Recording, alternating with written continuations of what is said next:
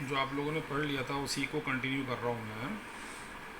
तो क्या लिखते हैं कि write the formula for horizontal range and maximum vertical height of a projectile and find for what angle these values are maximum. एक बड़ी मुश्किल हमें आती है कि साहब ये तो मैक्सिमम वर्टिकल हाइट पहले से था, ये मैक्सिमम कैसे होगी। तो इसको सीखो आप पहले। सबसे पहले आपने आर का फार्मूला लिखा है ना। नाउ यू नो दैट कि आर की जो वैल्यू है it depends upon you and theta. अब अगर एक ऑब्जेक्ट को मैं 10 मीटर पर सेकंड से थ्रो करता हूँ,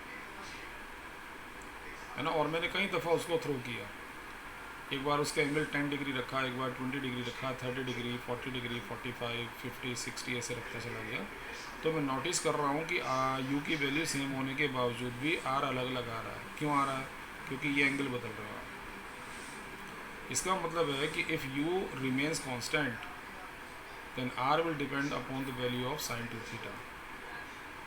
ठीक है। और अगर इसकी जगह मैं सबसे ज़्यादा वैल्यू प्लेस कर दूंगा, यानी मैक्सिमम वैल्यू प्लेस कर दूंगा, तो उस कंडीशन में उस वेलोसिटी पर आर की वैल्यू भी मैक्सिमम हो जाएगी। तो value of R varies with theta and why U remains constant and it will be maximum value of sine 2 theta is maximum. Sine 2 theta की मैक्सिमम वैल्यू 1 होगी, क्योंकि साइन में 1 से ज़्यादा वैल्यू होती नहीं। ये कब होगी? जब साइन 90 होगा। तो 2 थीटा 90 हुआ, थीटा 45 आ जाएगा। यानी अगर किसी वेलोसिटी पर आप ऑब्जेक्ट को 45 एंगल पर थ्रो करोगे ग्राउंड से, तो वो सबसे ज़्यादा दूर गिरेगा जाकर, है ना। इसको कभी भी गलती से ये मत समझ लेना कि मैं 45 पर जब भी थ्रो करूँगा तो वो मैक्सिमम रेंज देगा। नहीं, ऐसा नहीं है। अगर आपने एक ऑब्जेक्ट को 10 मीटर पर सेकंड से थ्रो किया, एंगल कितना बनाया ग्राउंड से 45, और वो 60 मीटर दूर जाके गिरा। अब आप दूसरे ऑब्जेक्ट को 30 मीटर पर सेकंड से थ्रो कर रहे हो, एंगल 60 डिग्री बना रहे हो, तो तुम ये नहीं कह सकते कि सर एंगल 60 है तो ये उससे कम दूर गिरेगा। अरे भाई, तुमने तो वेलोसिटी चेंज कर ली, पहले 10 थी अब 30 कर दी। ये बात तो तब थी जब वेलोसिटी आप 10 रखोगे, है ना। एक ही वेलोसिटी पर जब एंगल बदलोगे तो किस एंगल पर सबसे दूर गिरेगा? 45 पर। ये मेरा कहना था।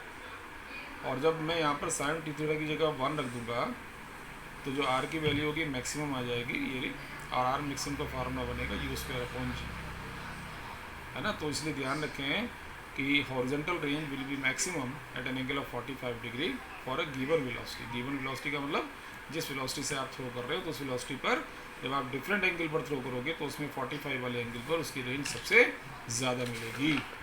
ठीक है।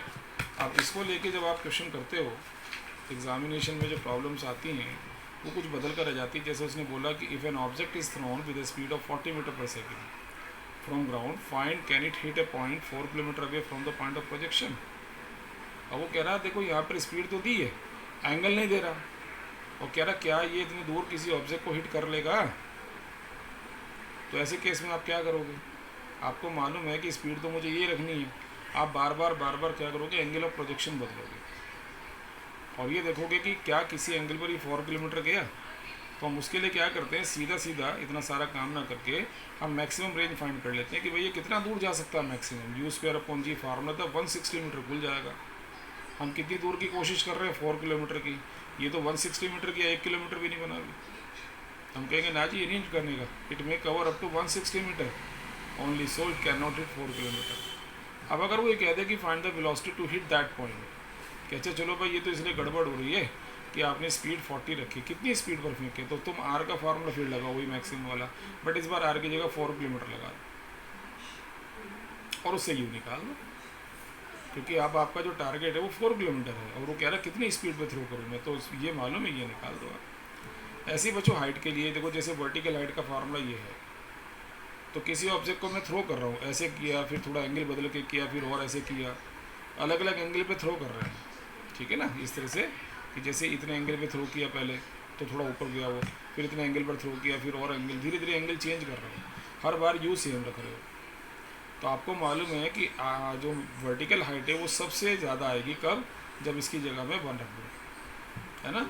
क्या लिख रहे हैं? If you remains constant then H M changes with change in value of theta and it will be maximum when sine square theta जो होगा वो मैक्सिमम होगा विच इज़ 1। तो साइन थीटा भी 1 होगा फिर, और थीटा कितना आ जाएगा? 90 डिग्री। यानी ग्राउंड से जब किसी ऑब्जेक्ट को 90 डिग्री पर यानी डायरेक्ट ऊपर फेंकोगे तो सबसे ऊंचे जाएगा वो, और उसकी वैल्यू कितनी होगी? तो इसकी जगह 1 प्लेस कर दो बस, ये आंसर आ रहा है देखो, you square upon 1 into 2g, तो यू स्क्वायर अपॉन 2g। अब इनके बीच में अगर मैं रिलेशन निकालूँ आर मैक्सिमम और एच मैक्सिमम के बीच में, तो आर मैक्सिमम का फॉर्मूला यू स्क्वायर बाई जी है और ये यू स्क्वायर बाई 2g है। सबसे आसान तरीका तो होता है इनको डिवाइड कर लो, और रिलेशन आ गया R maximum upon H maximum equal to 2, ये आ गया। समझे नहीं समझिए कि आपका आंसर आ गया। और वैसे सोचो तो वैसे देखो एच के फार्मूले में इसको 2 को छिपा लो आप, तो आपके पास बचेगा यू स्क्वायर अपॉन जी, और यू स्क्वायर अपॉन जी की जगह लिख दो आर मैक्सिमम, तो यहाँ लिख देंगे पूरे की जगह आर मैक्सिमम अपॉन 2 और R maximum equal 2 H maximum आ गया।